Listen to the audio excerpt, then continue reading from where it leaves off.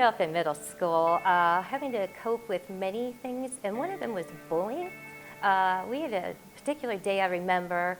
A student that was my so-called friend called me and said, "We're having a punk day tomorrow." Well, I grew up in the 80s, so punk day was, kind of a fun thing to do, I suppose.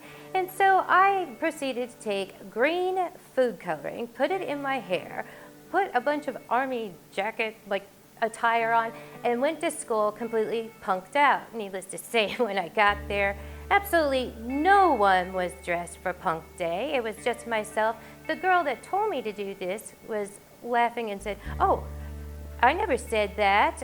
You didn't listen to me. I said we're just all coming to school tomorrow, and we're just." And she tries. It was one excuse after another. She lied to me. And I was just trying to fit in. I had a hard time fitting in school.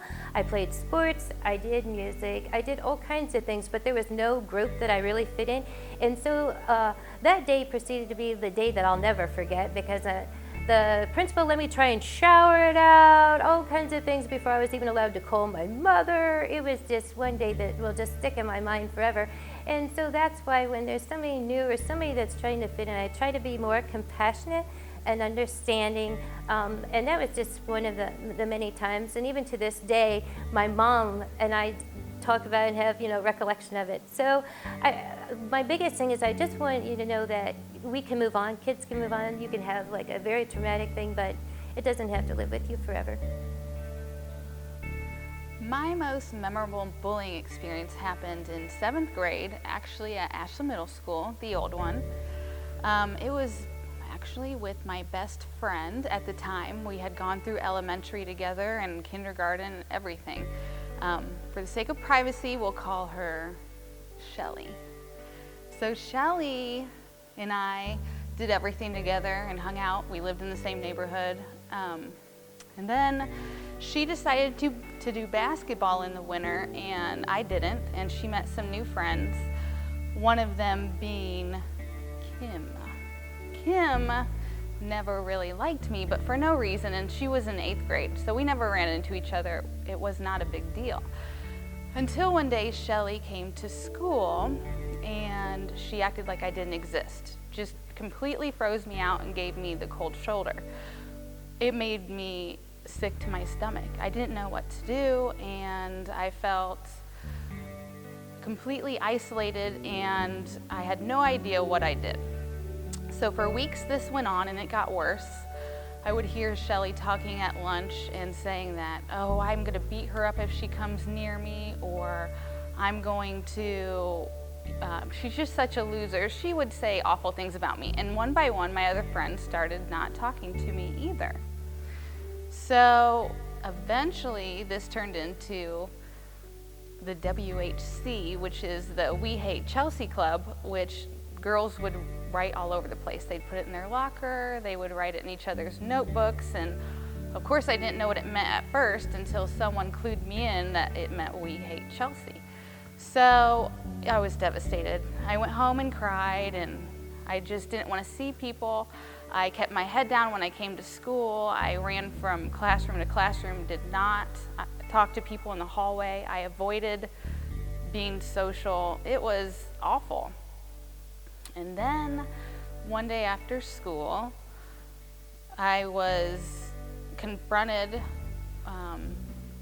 Kim was writing WHC in someone's locker, and I caught her, and I had two choices. I could either fight or flight. That's what your body's typical response is. And so I had an out-of-body experience and did something I wouldn't normally do, and I went up to Kim and said, "Why are you writing that?" And she said, "Well, I didn't write anything. I'm not doing anything." And I said, "No, you just wrote WHC, and I know what that means." And she said, "You didn't see me do anything, and that's not what it means." And I just couldn't believe I was doing this. I couldn't believe it was happening. And I said, "You know, what you're doing is making me miserable. It's hurting my feelings, and I don't want to come to school, and I don't know what you're getting out of it, but it's destroying my life." And then with that, I ran off into the bathroom and started crying. After that event, it seemed that things got better and my friends started talking to me again. Of course, none of us actually ever talked about what happened, but the WHC just kind of disappeared, and my friend Shelly and I, we repaired our relationship, but the trust was never the same. But I had to forgive her. In order for just me to move on and be okay, I just had to make amends with it. And I think the lesson in the whole thing is sometimes kids think that when they're making a joke, even a cruel joke, it's not a big deal, but it could really be doing damage to somebody else. I guess the first time that I was really bullied would be when I was in middle school. I was kind of a shy and quiet kid who didn't really talk to too many people. I had my core group of friends, but I really didn't talk to many people. I would say that the people that kind of came after me would be those that were considered to be the popular kids. And since I was so shy and quiet, I was kind of an easy target. I was easy prey for them. And for the most part, it was just verbal. It was just comments made, things they would say, nothing in particular that they would do. A couple times they would hide stuff from mine, just typical teenage stuff when that would happen. But most of it can happen when I was in middle school. When I hit high school, it happened a little bit, but it started to trail off. The biggest thing that started to happen in high school is I saw those same people that were treating me the way that they did in middle school and still a little in high school would want to borrow my homework, copy my homework, cheat off of me on tests or quizzes. And for the most part, I would let them. I didn't want to stand up to them. I wasn't good at that stuff, so I just kind of let it happen. About junior year of high school though, when it started to get to the point where you really had to start thinking about college and getting serious about your grades, I started to realize that why am I doing all the work and letting these people benefit from the work that I'm doing? So I told myself it was time to stand up, so that's what I did. I started to tell people that when they asked, you know what, I'm not gonna let you borrow my stuff. Maybe it's time you start doing your own work. And what didn't go over very well, and I wasn't exactly talked well about either afterwards, but at least I started to stand up for myself, and eventually people stopped asking. So from my experiences, and they weren't horrible experiences, but they were experiences that I do still carry with me today a little bit, I'd say there are two big lessons. One is that you have to stand up for yourself, and it's the hardest thing to do for people that have a really hard time doing that. For people who are so shy and quiet and reserved, they don't want to stand up and make themselves a bigger target, but sometimes it's what you have to do. And the second biggest thing I would say, and it's something I use in my classroom every day, is don't burn your bridges. Some of those same people who treated me as horribly as they did, when they came to me and needed me for something and I refused to help them, they burned a bridge there. And it even happened later on in life when they needed something from me after high school and they didn't get it. And that was their problem. That was not mine. So you never know when you're going to need somebody later on in life, so you better treat them the way that they should be treated. Well, you might be surprised to learn this, but when I was in elementary school, I was fat. And we're not talking chunky or chubby here. I was pretty huge. I remember my parents used to tell me and other people that it was just baby fat. Like that made it better. On a regular basis, I would come home crying because someone at school or on the bus had made fun of me again. Now, most of you who know me would probably say that I'm a pretty funny person, but do you know how I got that way? You see, I wasn't just fat, I was also smart. And I learned early on that if you could make people laugh, they would like you and they would make fun of you less. So having friends and a sense of humor did help, but there were always perfect strangers who felt the need to tell me that I was fat, like I didn't know that. When I became a teenager, I did start slimming down. I actually started getting compliments and boys started to notice me, so that was all good. But food was still my drug. I ate when I was sad. I ate when I was depressed. I ate when I was bored. Eating had become my way of dealing with every negative emotion. So how did I cope with wanting to stay slim so people would like me and accept me and not make fun of me, but still being a food addict? Perfect solution. I became bulimic. Now, in case you don't know what that looks like, it means you eat and then you feel guilty for eating. So you gag yourself to throw up what you've just eaten, and then you hate yourself. What made it worse was at that time, bulimia didn't have a name. I thought I was the only person in the world who did this. So basically, I suffered in silence for over 15 years. Thankfully, I was finally able to overcome this illness after my first child was born because I wanted to live long enough to raise him. Yes, people do die from bulimia. So you're probably thinking, well, that was a long, yes, I'm old, long time ago, and that this whole mess has been behind me and forgotten for years. Well, you'd be wrong about the forgotten part. You see, when people keep telling you that certain things are true about you, you start to believe them. They might say that you're fat, you're stupid, or ugly, or worthless. And even when those things aren't true, if you hear them enough, they become part of your identity. So let's see how this has played out in my life. I sincerely doubt that when you look at me, you say, oh, that Mrs. Millhouse, she's a real fatty. But guess what I see every time I look in the mirror? Fat.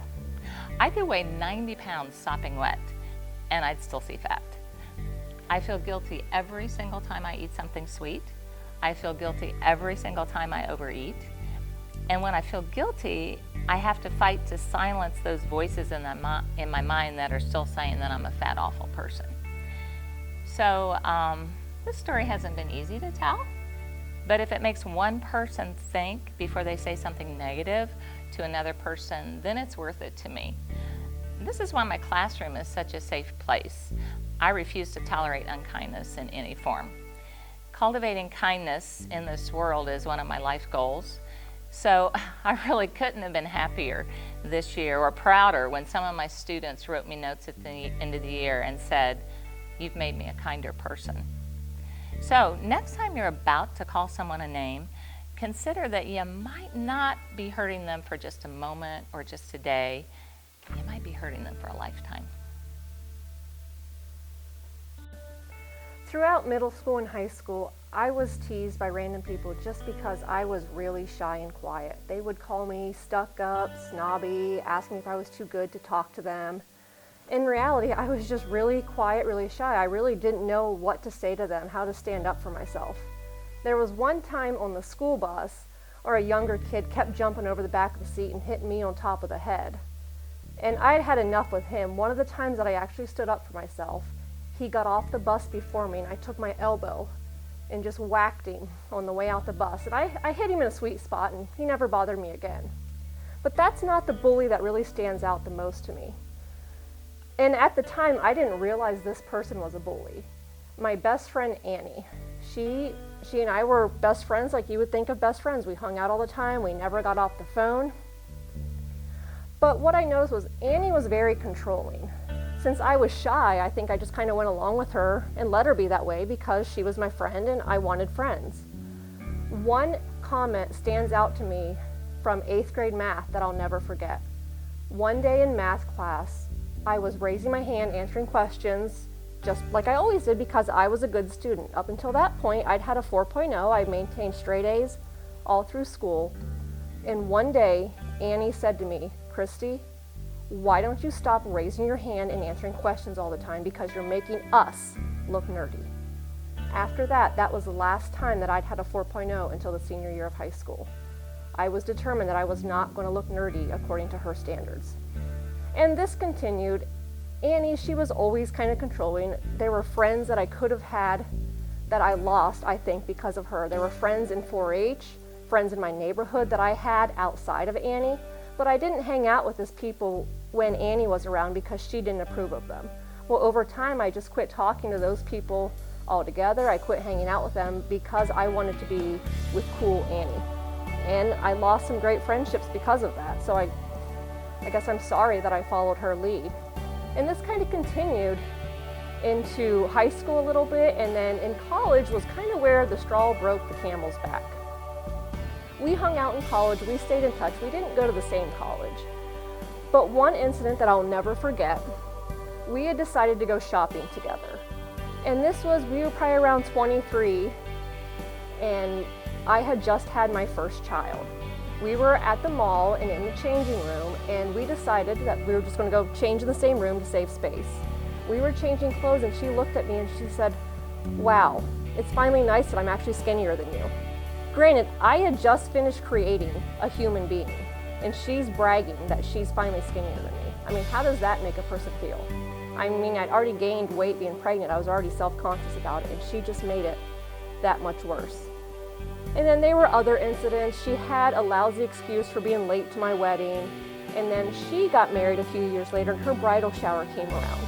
Well, the whole shower, I really didn't know a lot of people because she moved to Cleveland. A lot of her friends were from that area, and I didn't know them. I found out who her mother-in-law was, and I just sat down. I was having a nice conversation about what life was like in Holmes County where I grew up. We just had a nice conversation with her mother-in-law. Her mother-in-law was very nice. We talked for a while. Well, a few weeks after that bridal shower, I got a letter in the mail. Annie wrote me a letter scolding me because I embarrassed her when I talked to her mother-in-law. She didn't like what I was talking about with her for some reason. And I just kind of decided that this isn't the kind of person I want to be around. I don't want to be with a person who's going to make me feel bad for being who I am. And that was the day that I decided that she just was not worth it. I have surrounded myself with friends that are accepting of me and who I am. And I do not maintain contact with Annie any longer. And I guess I encourage those of you, if you have toxic friendships, look at it. Is it really worth it? Is it really worth letting someone else make you feel poor about yourself just to have friends? It's better off to have the friends that maybe aren't so popular, but they really are genuine friends.